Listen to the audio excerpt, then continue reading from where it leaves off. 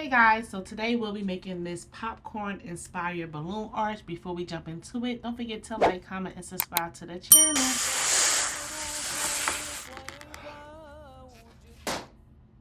Step one, you guys, is all about the prepping.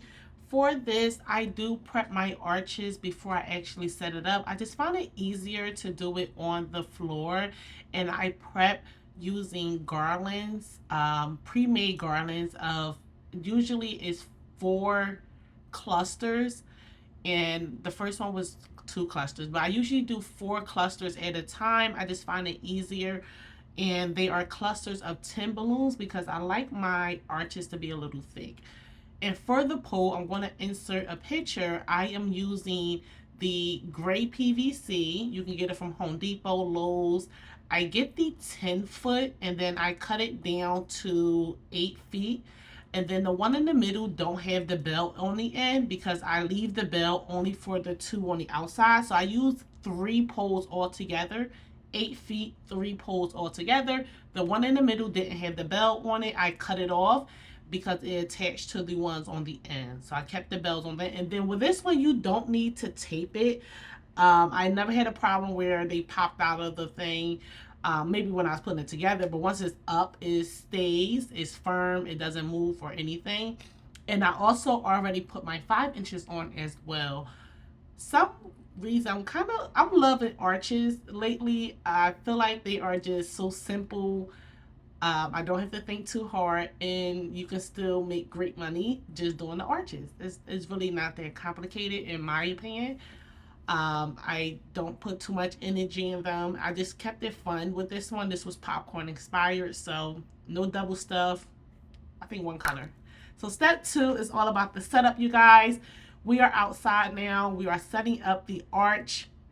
Now for the actual stand, so I already mentioned the gray PVC, you guys, and using that to put the balloons actually on. For the base of the arch, we have a 2 foot by 2 foot 1/2 inch plywood.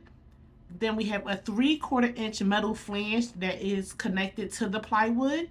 Then a 3/4 inch nipple that goes into the metal flange.